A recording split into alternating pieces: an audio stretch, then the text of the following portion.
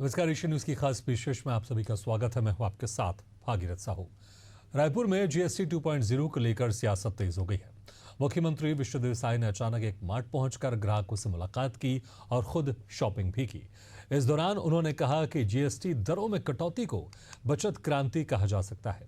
ग्राहकों ने भी प्रतिक्रिया देते हुए कहा कि रोजमर्रा के सामान की कीमतों में राहत साफ दिख रही है। उनका कहना है कि ऐसा साहसिक फैसला केवल प्रधानमंत्री नरेंद्र मोदी ही ले सकते हैं। सरकार का दावा है कि जीएसटी दरों में कमी का सीधा फायदा जनता को मिलेगा। दुकानों पर नए प्राइस टैग लगाए गए हैं, जिसमें कई जरूरी सामानों की कीमतें कम नजर आ रही हैं। वहीं कांग्रेस ने इस कदम को छलावा बताया है। विपक्ष का कहना है कि बिजली बिलों में बढ़ोतरी से हर महीने आम आदमी पर 1000 से 1800 रुपए का अतिरिक्त बोझ बढ़ गया है, जबकि जीएसटी कटौती से मुश्किल से 135 रुपए की बचत हो रही है। कांग्रेस प्रवक्ता धनंजय सिंह ठाकुर ने सरकार पर हमला बोलते हुए कहा कि ये बचत उत्सव नहीं बल्कि प्रायश्चित उत्सव है। वहीं वित्त मंत्री ओपी चौधरी ने कांग्रेस को आड़े हाथों लेते हुए कहा कि विपक्ष सिर्फ विरोध की राजनीति कर रहा है।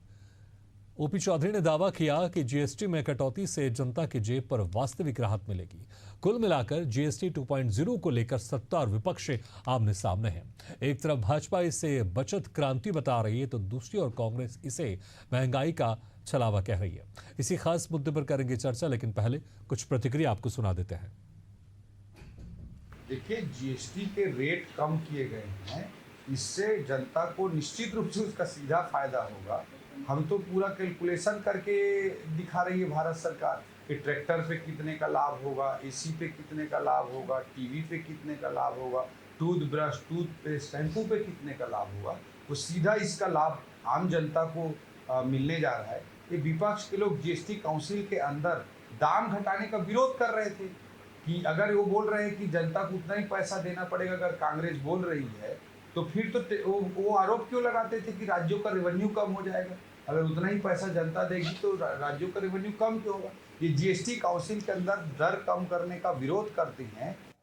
जीएसटी रिफॉर्म के बाद भाजपा को बचत उत्सव नहीं बल्कि प्रायश्चित दिवस मनाना चाहिए, क्योंकि मोदी सरकार की गलतियों के चलते अनियमित जीएसटी के कारण गरीब आदमी, मध्यम वर्गीय परिवार, किसान, व्यापारियों को, आम जनता को 127 लाख करोड़ रुपए की चोट पहुंची है।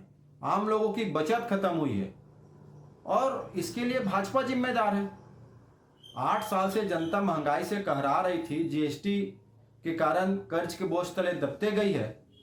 तो ये बचत उत्सव तो उनके जो आर्थिक चोट से जो जख्म हुए उसको कुरेदने वाला है। और जीएसटी लगाने वाला भी मोदी सरकार है। उस दौरान भी पूरे देश में इसका विरोध हुआ था और आज जीएसटी रिफॉर्म किया गया है, वो भी गुमराह करने वाला है। तो चलिए इसी खास मुद्दे पर हम चर्चा शुरू करते हैं और जो मेहमान हमारे साथ पहुंचे थे मैं उनका आप लोगों से तारुफ कराया था। हमारे साथ हैं भाजपा प्रवक्ता प्रवीण साहू जी और कांग्रेस प्रवक्ता सौरभ साहू जी। और साथ में मैं आपको ये भी बता दूं कि दोनों सीए भी हैं, तो मुझे लगता है आज सिर्फ राजनीतिक के तौर पर आरोप प्रत्यारोप नहीं लगेंगे बल्कि तकनीकी तौर पर भी दोनों अपना पक्ष रखेंगे। एक बार फिर से आप दोनों का स्वागत है। सबसे पहले प्रवीण साहू जी, देखिए जिस तरह से जीएसटी में कटौती हुई है, लेकिन विपक्ष यहाँ पर महंगाई को लेकर एक चुनौती भी साबित कर रहा है। यहाँ पर वो कह रहा है कि एक तरफ तो जीएसटी से जो फायदा हो रहा है वो आंकड़े भी दे रहे हैं कि सिर्फ 135 रुपए का फायदा हो रहा है आम आदमी को, लेकिन उनकी जेब पर 1500 से 1800 रुपए का जो भार है वो बढ़ गया है, क्योंकि आप लोग ने बिजली महंगी कर दी है यहाँ पर। और महंगाई को जो लेकर भी कह रहे हैं कि बचत तो बहुत कम हो रही है, लेकिन उनके जेब से जो पैसे ज्यादा जा रहे हैं, इसलिए जो जीएसटी में कटौती है वो सिर्फ छलावा है। वो कह रहे हैं कि बचत उत्सव नहीं, ये प्रायश्चित उत्सव है। देखिए, सबसे पहले भारत माता की जय कहूंगा। आप सभी को नमस्कार, प्रणाम और पूरे देशवासियों को नवरात्रि के पावन पर्व की हार्दिक बधाई और शुभकामनाएं।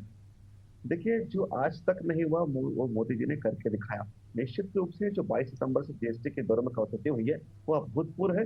पूरे देश में सराहना हो रही है कि लगातार अगर हम कहें तो भारत के विकास में जो कदम उठाए जा रहे हैं उसमें यह कदम निश्चित रूप से मील का पत्थर साबित होगा।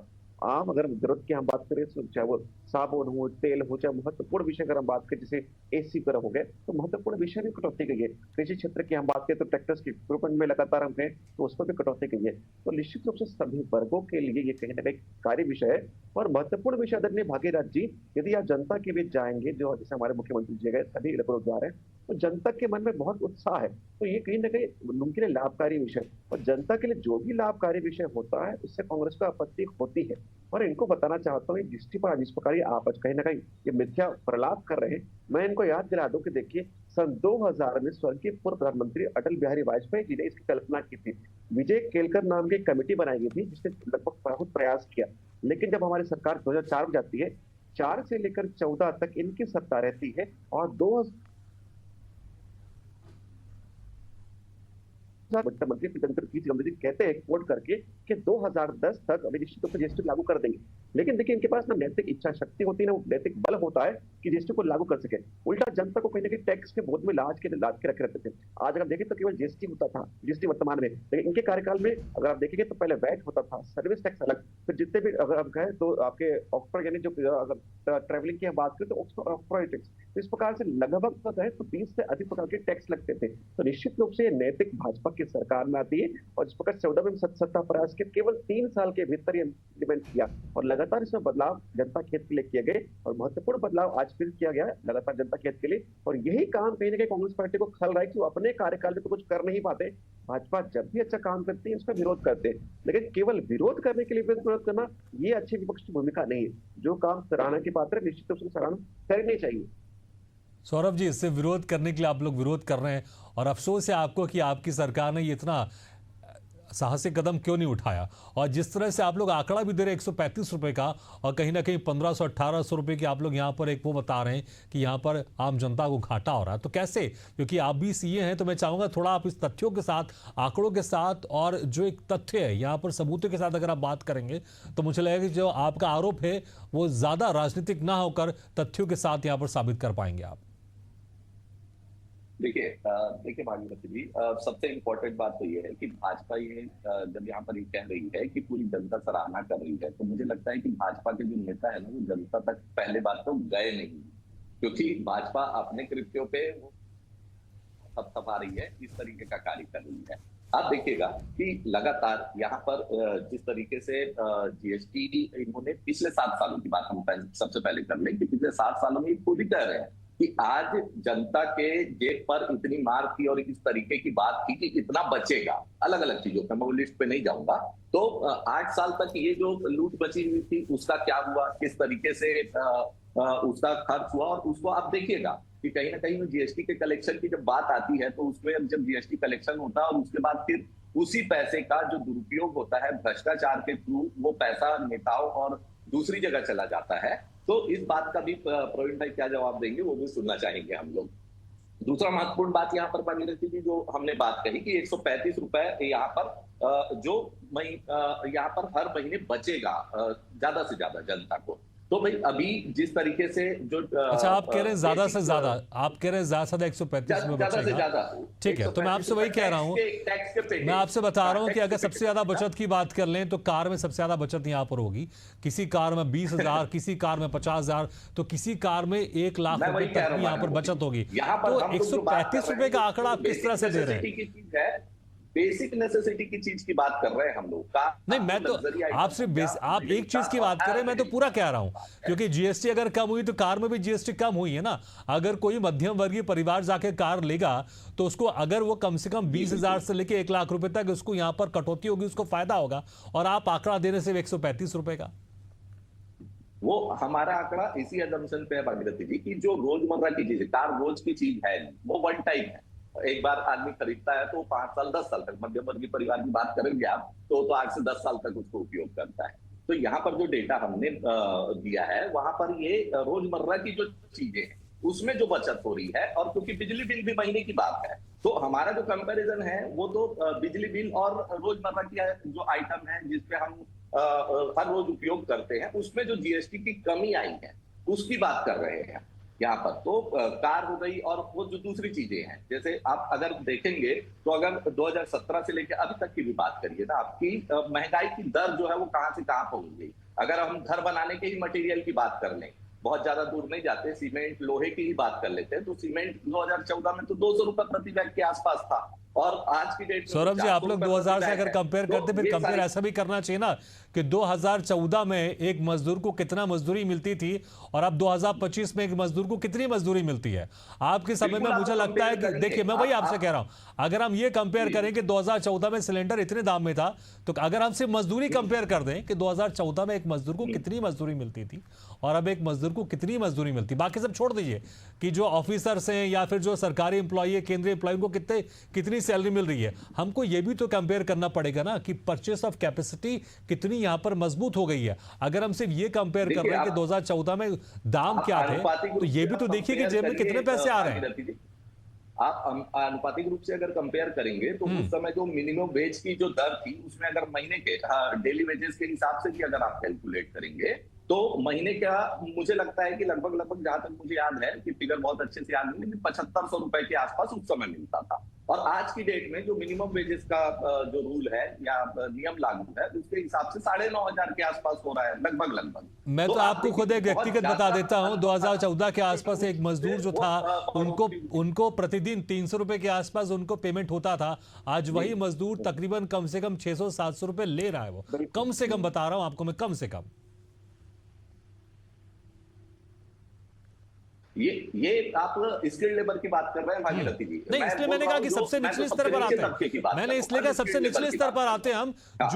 जो रोज मेहनत करते हैं और जो रोज पैसा कमाते हैं। हम बाकी बड़े स्तर पर तो नहीं जा रहे हैं कि बिल्कुल। हम बिल्कुल नहीं जा रहे हैं कि प्रोफेसर की सैलरी उस वक्त कितनी थी, अब कितनी होगी, उस वक्त हम जा ही नहीं रहे। हम सबसे निचले स्तर की बात करें कि अगर कोई शख्स के कोई स्किल्ड भी नहीं है या फिर उसके पास कोई एजुकेशन भी नहीं है, अगर वो घर से बाहर निकलता है तो किस तरह से वो कमा सकता है। बिल्कुल निश्चित रूप से। तो यहाँ पर अगर आप देखेंगे तो आपने जो आंकड़े दिए हैं वहां पर जो मैंने आंकड़े दिए वो अनस्किल्ड लेबर का है, उसमें बहुत ज्यादा बढ़ोतरी हुई नहीं। स्किल बढ़ेगा तो उसकी आय बढ़ेगी, ये तो हर जगह पे है। जैसे कोई पढ़ा लिखा व्यक्ति है, अगर उसकी स्किल बढ़ती है तो स्किल अगर बढ़ रही है तो स्किल के आधार पे उसको नौकरी मिलती है, वो अलग बात है। तो यहाँ पर जो मैं बात कर रहा हूँ वो अनस्किल्ड लेबर की बात कर रहा हूँ, और अनस्किल्ड लेबर की आय दोगुनी तो नहीं हुई है भागीरथ जी। मुझे लगता नहीं कि ऐसा कोई आंकड़ा हमारे पास है अभी तक।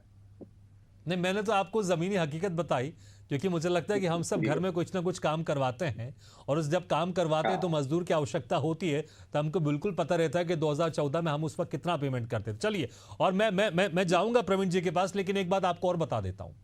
सरकार अगर चाहे कोई भी टैक्स कलेक्शन करती है, उसकी बड़ी जिम्मेदारी रहती है। देखिए, क्योंकि सरकार का खुद का पैसा नहीं होता है, वो जनता से पैसे लेती है और उसी पैसे का इस्तेमाल वो जनता के ऊपर करती है। तो उसको ध्यान देना रहता है कि हम सब सेक्टर में हमारे पास पैसे हों। 2014 के जनवरी का मुझे आपके रक्षा मंत्री का बयान, गृह मंत्री का बयान मुझे याद है, जब प्रेस कॉन्फ्रेंस कर रहे थे कि हमारे पास राफेल खरीदने के लिए पैसे नहीं है।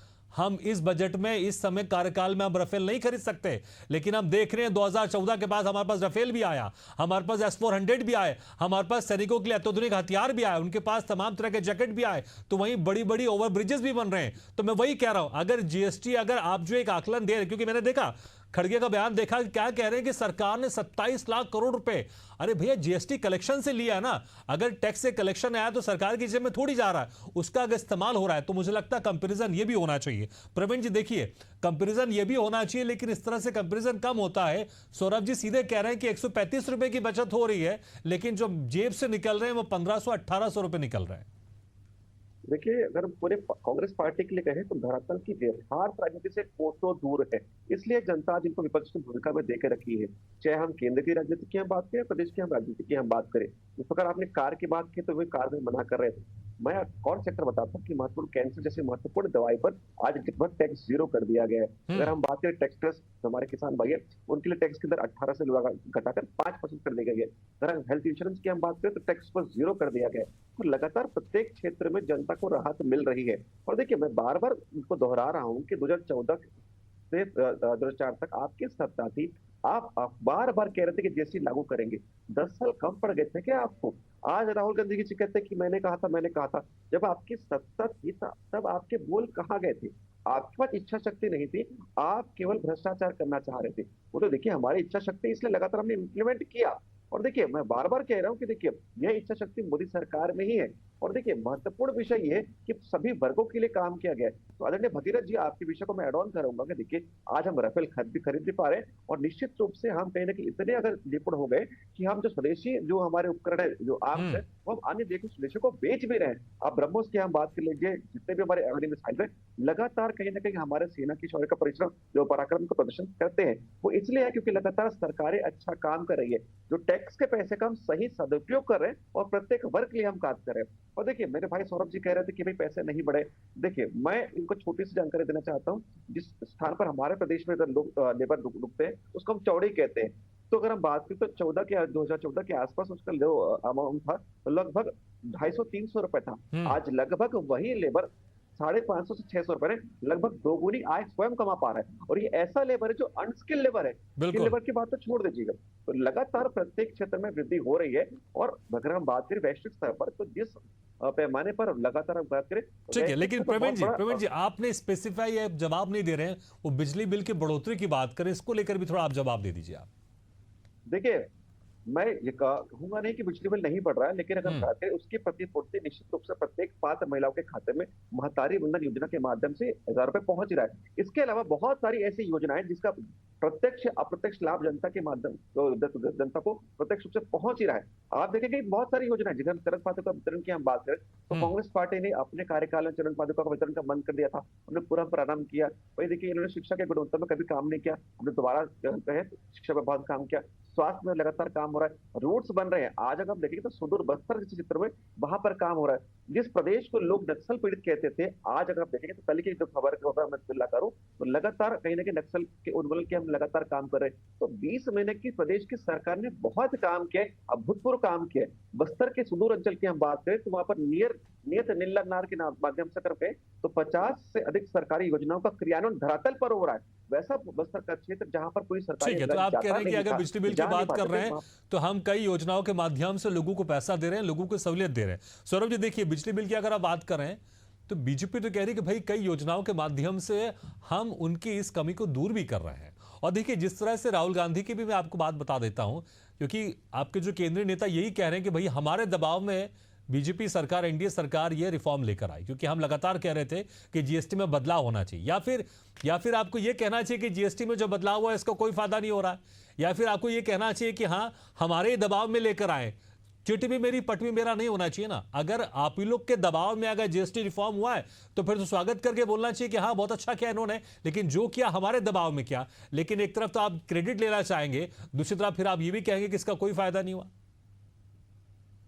नहीं भागीरथी जी, ऐसा बिल्कुल नहीं है। हम ये नहीं कह रहे हैं कि इसका कोई फायदा नहीं हुआ, कहीं पर भी किसी ने नहीं कहा है। मुझे लगता है कि कांग्रेस आप खुद तो कह रहे हैं कि सिर्फ 135 रुपए का महज फायदा हो रहा है और जेब से बहुत ज्यादा पैसे निकलते जा रहे हैं। फायदा हुआ है, ये मैंने आपको पहले भी पूर्वोत्तर में बताया कि ये की चीजों को एनालिसिस करके बताया गया है। बाकी अगर ओवरऑल देखेंगे तो जिस दिन ये लागू होगा, जैसे कि आज की डेट में तो प्राइस लिस्ट रिवाइज होकर के आया नहीं है। जैसे मैं तो 2-3 दिन से बाजार घूम भी रहा हूँ, तो मुझे तो अभी तक फायदा मिला नहीं है। ठीक है, मुझे लगता है ठीक है, अगर कुछ चीज लागू हुई है तो उसमें थोड़ा समय लगता है।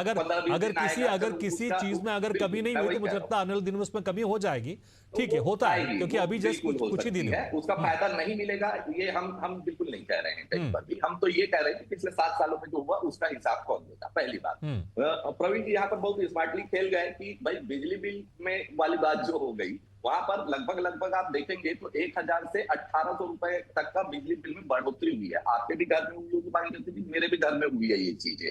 और ये महतारी बंधन में 1000 रुपए दे रहे हैं, और फिर उसमें भी आज तो ये फिर से फॉर्म भरा करके जो लिस्ट है उसमें कटाई छटाई का काम इनका जारी है। तो वो तो बहुत लिमिटेड लोगों को दे रहे हैं ना। उसके अलावा चलिए, मेरे पास समय कम है, लेकिन एक सवाल आपसे और कर लेता हूं।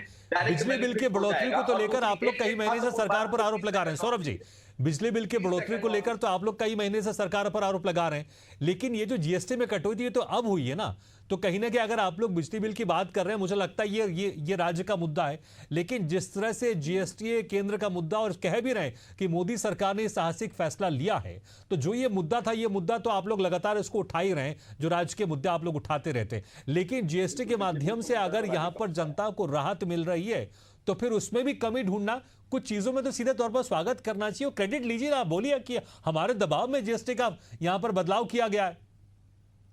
ये बात तो हमारे जो शीर्ष नेता है वो बोल ही रहे हैं भागीरथी, इस बात से तो कोई मना ही नहीं है। और इसका लाभ मिलेगा ये मैं भी बोल रहा हूँ यहाँ पर कि आने वाले वक्त में जैसे ये इम्प्लीमेंटेशन हो जाएगा तो निश्चित रूप से इसका लाभ मिलेगा।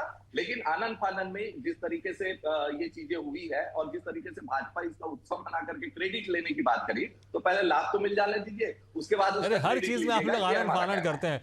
आनंद फानन में कहते हैं कि सर्जिकल स्ट्राइक क्यों कर दी, एयर स्ट्राइक क्यों कर दी, जीएसटी क्यों लागू कर दिया, सारी चीजें प्रोसीजर के तहत। ठीक है, चलिए मेरे पास समय कम है। प्रवीण जी देखिए, जैसे मैंने कहा कि क्रेडिट की बात कर रहे हैं, ये मैंने उनसे कहा था कि अगर आपको लगता है कि आपके दबाव में तो क्रेडिट ले लीजिए, लेकिन दूसरी तरफ फिर आप लोग यहाँ पर ये भी कहते हैं कि नहीं कोई फायदा नहीं हो रहा है, और फिर कह रहे हैं कि जो भी वो आनंद फानन में हुआ क्योंकि अभी यहाँ पर लोगों को इसका फायदा नहीं मिल रहा है। संक्षेप में देखिए, सबसे पहले कहूंगा कि अगर हेल्थ इंश्योरेंस नहीं लिया तो इंश्योरेंस लेके देखिए। अब उस पर टैक्स फ्री, अगर जीएसटी नहीं लग रहा है, कार आप खरीदते जाए तो उस पर अगर कहें तो टैक्स की कटौती हो रही है, ट्रैक्टर खरीदते जाइए तो वहां पर टैक्स की कटौती हो रही है। तो लाभ तो मिल रहा है, लेकिन अगर आप अपने आंखों पर अगर कहें तो केवल विपक्ष की पट्टी बांध कर रखेंगे तो आपको लाभ नहीं दिखने वाला। जनता, चलिए आप कह रहे हैं विपक्ष ने जो पट्टी बांध करेगी इसलिए विपक्ष को लाभ नहीं दिख रहा है, लेकिन जनता यहां पर खुश है, क्योंकि जनता को अगर किसी तरह से फायदा मिलता है तो जनता खुश है। अगर किसी प्रोडक्ट में अभी भी अगर कोई कमी नहीं हुई तो मुझे लगता है सरकार इस पर नजर रखेगी, और नजर रखना चाहिए ताकि जीएसटी में जो कटौती हुई है उसका सीधा लाभ जनता को मिलना चाहिए। बहुत बहुत शुक्रिया आप दोनों मेहमानों का, प्रवीण साहू जी, सौरभ साहू जी, शुक्रिया हमारे इस खास चर्चा में शामिल होने के लिए। तो इसी के साथ हमारे खास पेशकश फिलहाल इतना ही, लेकिन खबरों का सिलसिला लगातार जारी, आप देखते रहिए एशियन न्यूज़।